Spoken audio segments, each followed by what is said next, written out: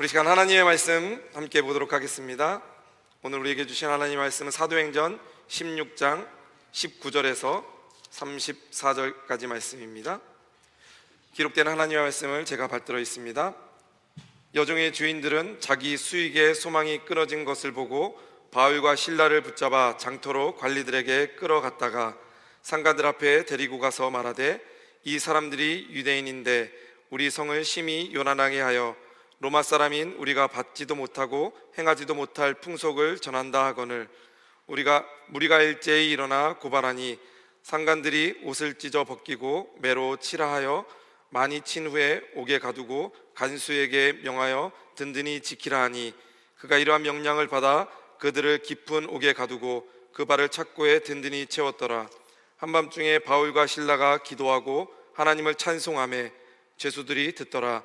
이에 갑자기 큰 지진이 나서 옥터가 움직이고 문이 곧 다 열리며 모든 사람의 매인 것이 다 벗어진지라. 간수가 자다가 깨어 옥문들이 열린 것을 보고 죄수들이 도망한 줄 생각하고 칼을 빼어 자결하려 하거늘, 바울이 크게 소리질러 이르되, 내 몸을 상하지 말라, 우리가 다 여기 있노라 하니, 간수가 등불을 달라고 하며 뛰어들어가 무서워 떨며 바울과 실라 앞에 엎드리고 그들을 데리고 나가 이르되, 선생들이여, 내가 어떻게 하여야 구원을 받으리이까 하거늘, 이르되 주 예수를 믿으라, 그리하면 너와 내 집이 구원을 받으리라 하고 주의 말씀을 그 사람들과 그 집에 있는 모든 사람에게 전하더라. 그 밤 그 시각에 간수가 그들을 데려다가 그 맞은 자리를 씻어주고 자기와 그 온 가족이 다 세례를 받은 후 그들을 데리고 자기 집에 올라가서 음식을 차려주고 그와 온 집안이 하나님을 믿음으로 크게 기뻐하니라. 아멘. 오늘 하나님의 은혜와 평강이 우리 모든 예배하는 양 가족들에게 있기를 주님의 이름으로 축복드립니다. 우리 성도님들을 나이를 먹는 것을 어떻게 실감하고 계십니까? 어떤 분들은 자녀들이 커가는 모습을 보면서 내가 나이가 들어가는구나 라고 생각하는 분들도 계실 겁니다. 또 아니면 어떤 분들은 얼굴에 주름이 한 줄 한 줄 생기는 모습을 보면서, 거울을 보면서 내가 나이가 들어가는구나 라고 생각하실 때도 있습니다. 저 같은 경우에는 나이가 든다는 것을 이 주일 설교할 때 느끼게 됩니다. 주일 설교할 때 딱 서면 1년이 지났구나, 내가 한 살이 더 먹었구나 생각을 합니다. 이 주일 설교 설 수 있는 자리는 딱 1년에 한 번입니다. 그것도 담임 목사님 안식월에 이렇게 하나님의 은혜로 서서 말씀을 전하는데, 어떤 말씀을 전할까 한 두세 달 전에 준비를 합니다. 그리고 담임 목사님이 안식월이 언젠지를 생각하고 그때 어떤 본문 말씀, 왜냐하면 저희는 다음 세대하고 말씀을 맞추기 때문에 어떤 본문 말씀인지를 찾아봅니다. 작년 같은 경우에 너무 힘들었습니다. 주제가 생태계를 향한 하나님의 계획.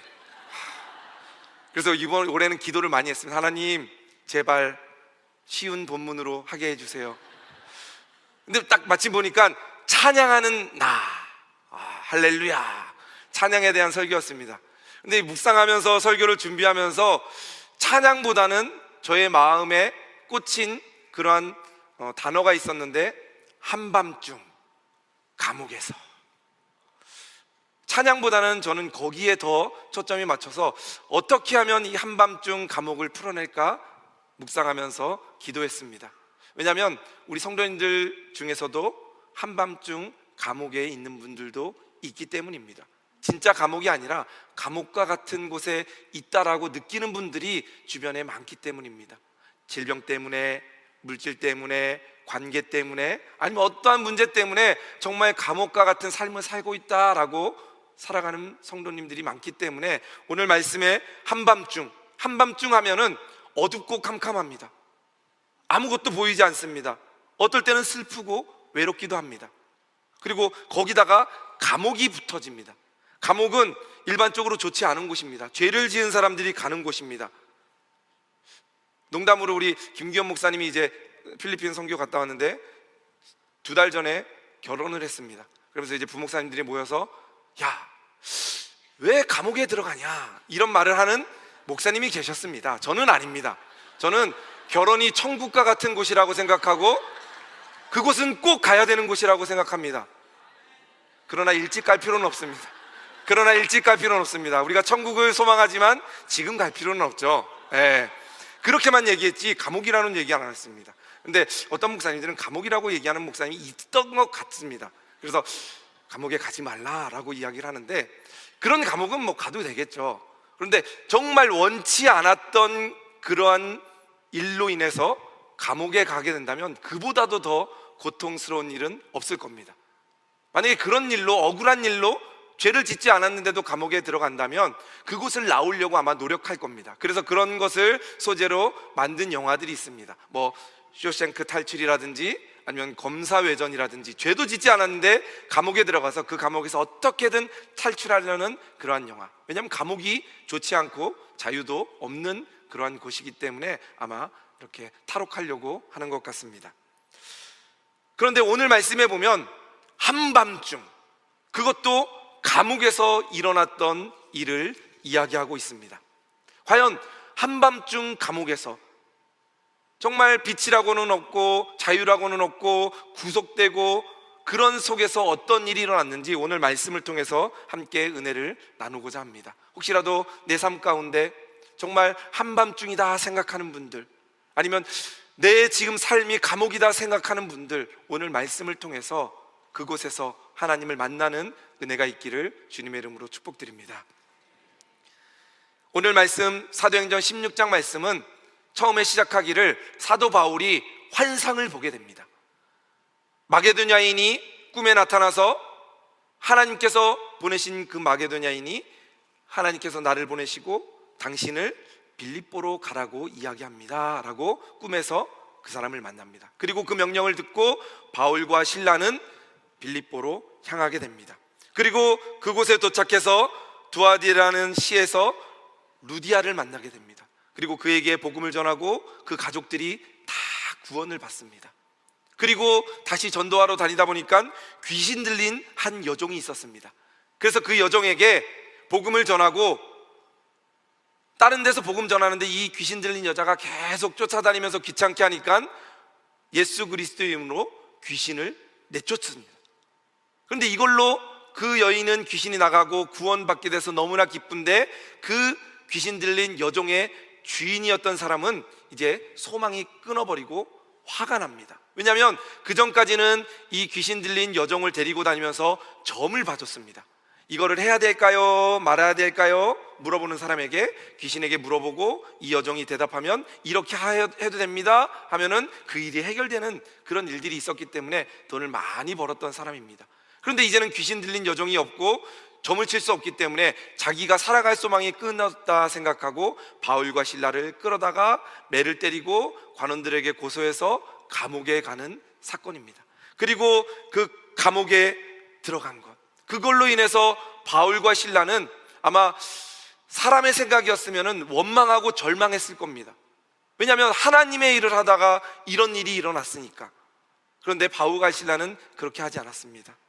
혹시라도 지금 이 자리에 계신 분들 중에서 그렇게 생각하는 분들이 있을 겁니다. 하나님, 제가 하나님께 시간을 다 드리고 주일 예배도 빼먹지 않고 심지어는 새벽 예배도 나오고 금요 집회도 나오고 수요 예배도 드리고 목장 예배도 드리고 모든 예배, 모든 시간을 하나님께 잘 드렸는데, 하나님, 저는 지금 질병이라는 감옥에 갇혀 있습니다. 한밤중 이 질병이라는 감옥에 갇혀서 헤어나오지 못하고 있습니다 라는 사람이 있을 수도 있습니다. 하나님을 위해서 일했는데. 또 어떤 분들은 힘든 생활 가운데서도 11조도 하고 감사헌금도 하고 주정헌금도 하고 천원 성경금도 하고 다 했는데, 하나님을 위해서 이렇게 했는데 저는 오히려 가난해졌습니다.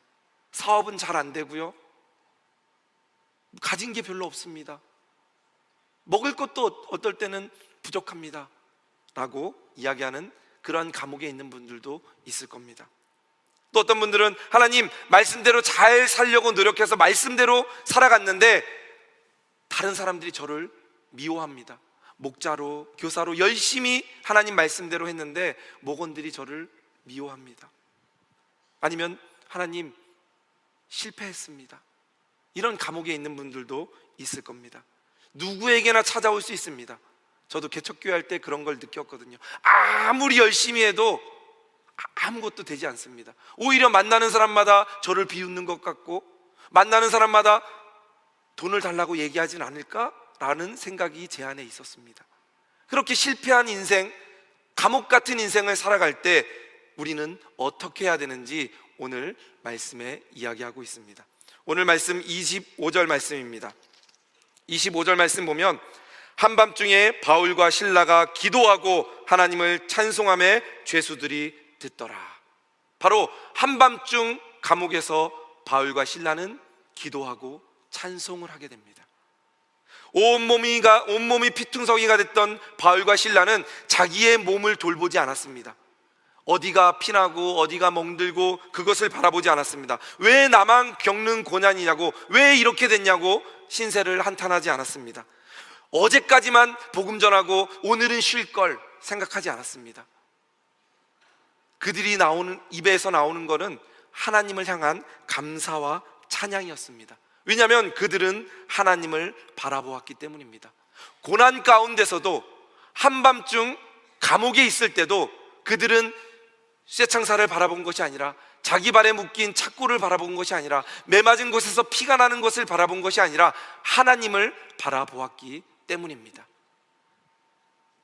우리가 부르는 찬양 가운데는 고난 중에서 하나님을 찬양했던 찬송가들이 많이 있습니다. 우리가 잘 아는 찬송가 549장 내 주여 뜻대로, 이 찬양은 독일의 슈몰크라는 목사님이 신방을 마치고 오는 길에, 또 그 이후에 지었던 찬양입니다. 신방을 마치고 오는 길에 저 멀리서 연기가 피어납니다.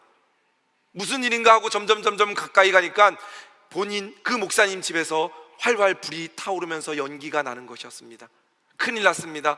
아들 둘이 있었는데 집에 두고 사모님과 함께 신방을 갔다 오는 길이거든요. 그래서 도착하니까 벌써 집은 불에 다 탔습니다. 아들이 어디 있나 찾아보니까 아들은 없습니다. 불이 다 꺼지고 잿더미가 된 곳에 가니까 시체 두 구가 있습니다. 두 아들이 그 불 속에서 죽음을 맞이한 것입니다. 너무나 슬픈 나머지 하나님께 원망합니다. 하나님, 제가 하나님을 위해서 열심히 일하고 신방하고 이렇게 열심히 살았는데 하나님, 저에게 돌아온 것은 이 잿더미인 두 아들입니다. 하나님, 어쩌면 이럴 수 있습니까? 그때 하나님께 이 말씀을 이 목사님에게 해주면서, 이 목사님은 이 노래로 하나님께 찬양을 올립니다. 내 주여 뜻대로 행하시옵소서. 살든지 죽든지 주님의 뜻대로 하옵소서. 정말 한밤중 감옥에 있을 때 주님을 찬양하는 그러한 찬양입니다. 또 찬송가 369장 보면 죄짐 맡은 우리 구주라는 찬양이 있습니다. 아일랜드 사람인 스크리븐이 지은 찬양입니다. 이 스크리븐은 젊었을 때 연애를 했습니다. 그래서 연애하면서 멀리 갔다가 오는 길에 연인과 강에서 만나기로 했습니다. 강 저편에서 여인이 뛰어옵니다. 자기가 사랑하는 그러한 약혼녀가 뛰어옵니다. 그런데 한순간 발을 잘못 들여서 강물에 빠집니다. 그 건너편에서 지켜보고 있던 이 스크리븐은 어떻게 할 수도 없었습니다. 강을 돌아 뛰어갔습니다. 결국에는 약혼녀가 죽게 됩니다. 이 슬픔을 겪고 난 다음에 이것을 못 이겨 캐나다로 이민 갑니다. 그리고 10년 후에 이 슬픔을 이겨내고 사랑하는 사람을 만납니다. 약혼한 지 4개월 만에 폐병으로 또 약혼녀가 죽게 됩니다. 이 슬픔 가운데 있을 때 고국에서 소식이 들려옵니다. 사랑하는 어머니가 임종을 맞이하게 됩니다. 그때 이 목사님은 무릎 꿇고 기도합니다. 하나님, 어떻게 저한테 이럴 수 있습니까? 어머니를 살려주세요. 그러면서 기도합니다. 하나님, 제 인생을 하나님께 바치겠습니다. 그러니 제발 어머니를 살려주세요. 그리고 주님만을 위해 평생을 살게 됩니다. 그러면서 지었던 찬양이 이 찬양입니다. 시험 걱정 모든 괴로움 안 잊은 자 누군가. 세상 친구 너를 멸시하고 조롱하여도 예수 품에 안기어서 참된 위로받겠네. 고통 중에 있을지라도, 힘든 가운데 있을지라도, 한밤중 감옥에 있을 때 하나님을 찬양한 그러한 찬양입니다. 그 밖에도 314장 십자가를 내 가지고 이거 찬양을 지었던 라이트 목사님도 교회에 분열이 있을 때, 교회가 쪼개졌을 때 슬픔을 당하면서 이 찬양을 지었습니다. 십자가를 내 가지고. 또 찬송가 585장은 종교개혁가인 마르틴 루터가 로마 천주교와 맞서면서, 가톨릭교회와 맞서면서 지었던 찬양입니다. 내 주는 강한 성이요. 이 찬양을 부르면서 목숨까지도 바쳐가며 종교개혁을 했던 사람입니다. 힘들고 어려운 가운데 한밤중 감옥에 있을 때 그들이 하나님을 위해서 살 수 있었던 것은 하나님을 바라보며 찬양했기 때문입니다. 바울과 실라처럼 한밤중 감옥에서도 찬양하며 기도하는 우리 성도들 되기를 주님의 이름으로 축복드립니다. 한밤중 감옥에 있을 때 질병으로, 물질로, 아니면 관계로, 아니면 그 어떤 문제로 감옥에 있는 여러분들 계십니까? 찬양하시기 바랍니다. 하나님을 바라보시기 바랍니다. 그럴 때 하나님은 역사하십니다. 어떻게 하나님께서 역사하시냐? 오늘 말씀 25절, 26절 말씀입니다. 25절은 아까 읽었으니까 26절만 한번 보겠습니다. 이에 갑자기 큰 지진이 나서 옥터가 움직이고 문이 곧 다 열리며 모든 사람의 매인 것이 다 벗어진지라. 찬양하고 기도할 때 기적이 일어나게 됩니다. 옥터가 흔들리고 옥문이 열리고 착고가 풀려지고 그들이 자유케 됩니다. 이것은 기적입니다. 그전에도 감옥에 많은 사람들이 있었을 겁니다. 그런데 그전에는 그런 기적이 일어나지 않았습니다. 그런데 바울과 실라가 찬양하고 기도할 때 이런 기적이 일어나게 된 것입니다. 그전에 있었던 감옥의 사람들과 바울과 실라가 뭐가 달랐을까요?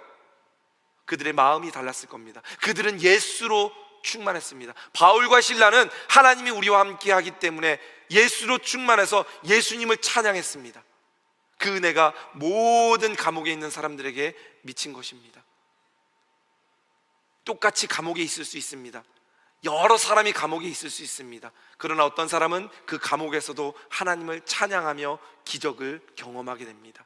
또 어떤 사람은 감옥에 평생 있으면서도 그런 기적을 경험하지 못합니다. 차이점은 주님과 함께 하느냐 아니면 원망하고 불평만 하느냐입니다.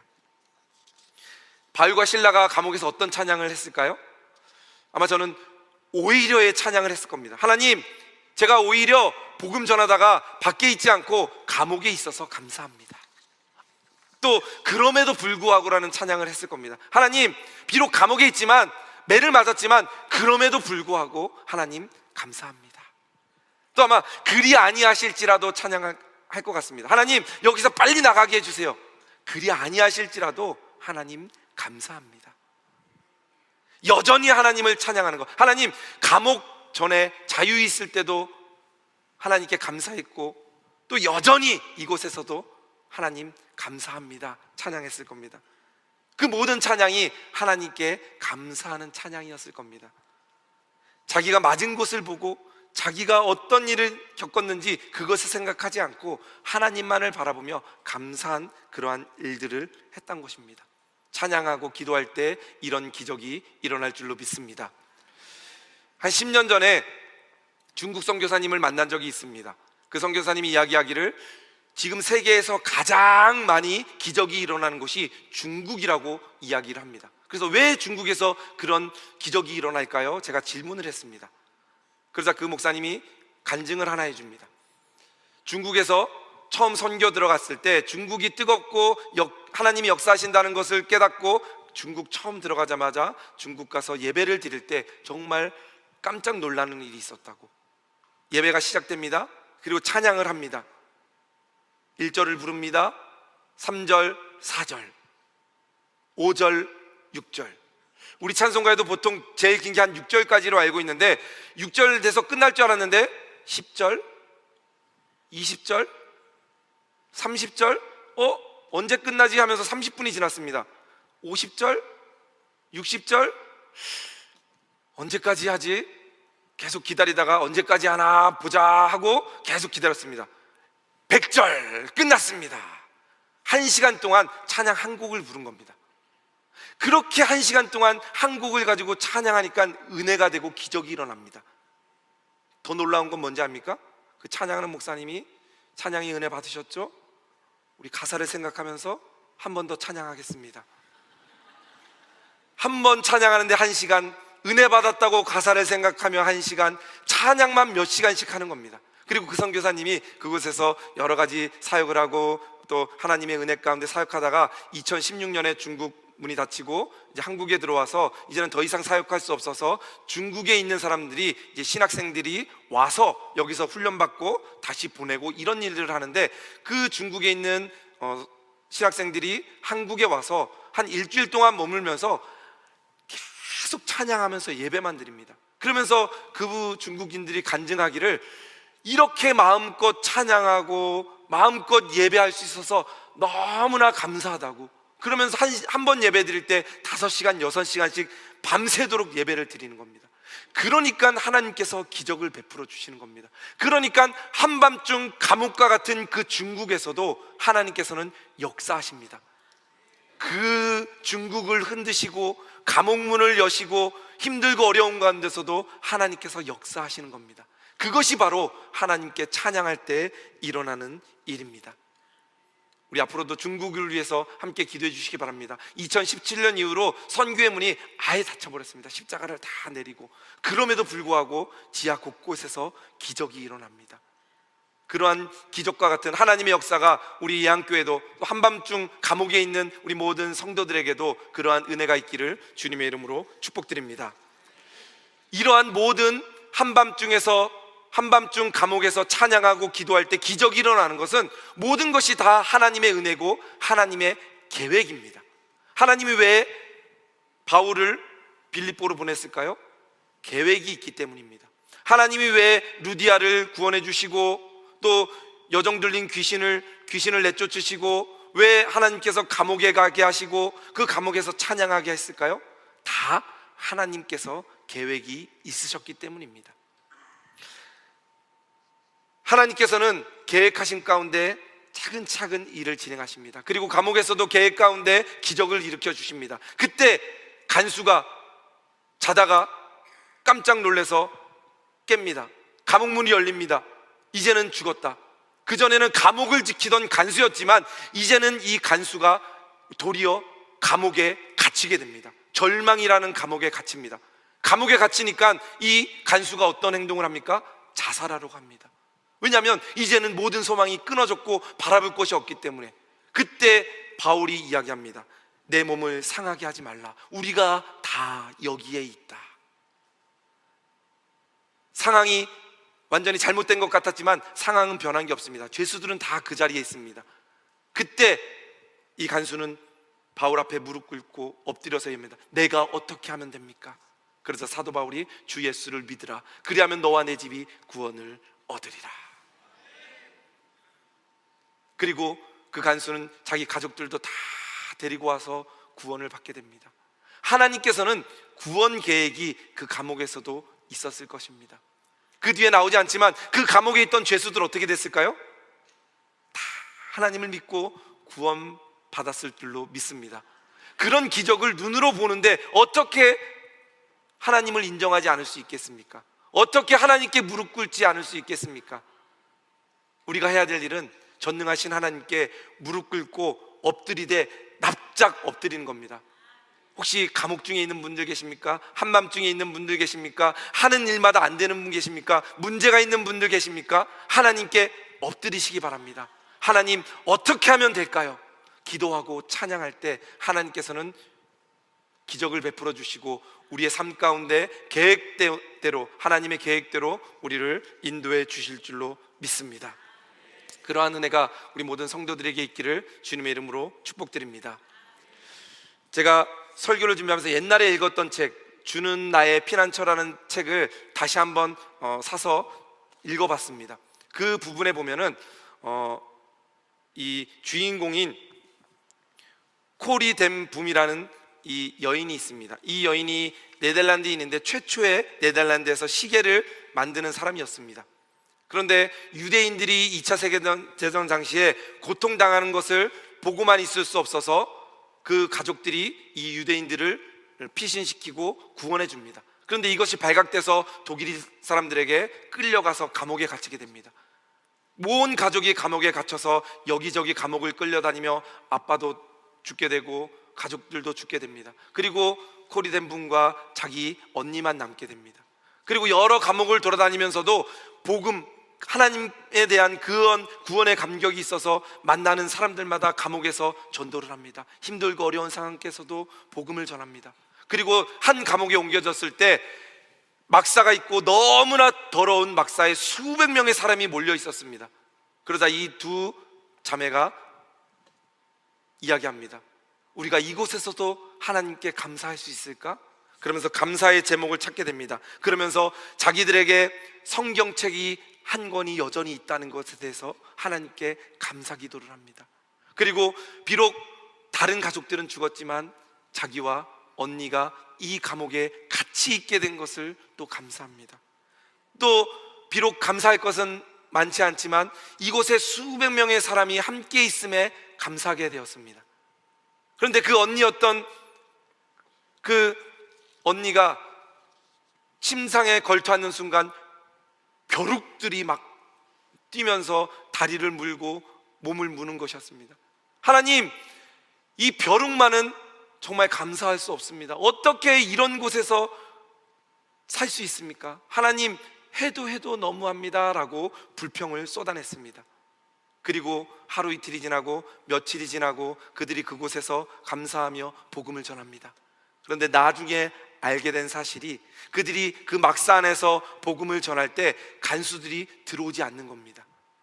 왜 그런가 한 달, 두 달 지나고 보니까 이 벼룩이 그 막사 안에 너무나 많기 때문에 간수들이 들어오는 것 자체를 싫어해서 그곳에서 복음을 전하고 예수 그리스도의 능력이 거기서 나타나서 가스실에 들어가고 비록 죽음을 맞이하는 사람들이지만 웃음을 띠며 천국에 갈 수 있었다라는 간증이 이 책에 나와 있습니다. 한밤중 감옥에서 감사할 것이 없지만 감사의 제목을 찾을 때 하나님께서는 기적을 베풀어 주십니다. 심지어는 감사할 수 없을 것 같던 그 벼룩과 같은 것도 하나님께서는 그 벼룩을 사용하셔서 하나님의 일을 이루어 가십니다. 모든 것이 하나님의 계획이고 하나님의 뜻에 있습니다. 제가 찬양을 잘하지 못하지만 듣는 것을 좋아합니다. 요즘 많이 듣는 찬양 가운데 하나님의 부르심이라는 찬양이 있습니다. 이 가사에 보면 이렇습니다. 하나님의 부르심에는 후회하심이 없네. 내가 이 자리에 선 것도 주의 부르심이라. 하나님의 부르심에는 결코 실수가 없네. 나를 부르신 하나님의 신실하심을 믿네. 날 부르신 뜻 내 생각보다 크고 날 향한 계획 나의 지혜로 측량 못하나 가장 좋은 길로 가장 완전한 길로 오늘도 날 이끄심 믿네. 어제 추도 예배를 다녀왔습니다. 1년 전에 사랑하는 아들을 먼저 천국에 보낸 우리 집사님 두 분의 그러한 사랑하는 아들의 일주기였습니다. 이해할 수도 없고 이해하기도 싫은 그 한밤중 감옥을 1년 동안 보내면서 저도 기도하고 옆에 있던 주변의 많은 분들도 함께 기도했습니다. 그리고 어떤 말씀을 전해야 될까 생각하면서 스데반에 대한 설교를 했습니다. 스데반이 복음을 전하면서 돌에 맞으면서도 하나님 내 영혼을 받으시옵소서, 저들의 죄를 저들에게 돌리지 마옵소서. 그 고백이 아마 그 사랑하는 아들의 고백이었을 것입니다. 그러면서 우리 부모님이 그 한밤중 감옥을 보내면서 1년 동안 기도하면서 하나님의 계획하심을 깨닫게 되고 예배드리며 하나님을 만나게 됩니다. 비록 슬픔 가운데 있지만 감사한 마음이 제 안에도 있었습니다. 우리가 하나님의 계획, 하나님의 뜻 다 모릅니다. 지금 아마 그 고통 가운데 있는 분들도 계실 겁니다. 왜 나만 겪는 고난이고 왜 나에게 이런 암이 찾아왔는지, 왜 나에게 이런 문제가 생겼는지, 왜 나에게 이런 가난이 찾아왔는지 이해할 수도 없을 때도 있습니다. 그러나 그 모든 것 가운데 하나님은 그 자리에 여전히 계십니다. 우리는 한밤중에도 기도할 수 있고 감옥에서도 찬양할 수 있습니다. 그곳 가운데 하나님이 역사하시고 하나님의 그러한 뜻과 계획이 우리 가운데 이루어질 줄 믿습니다.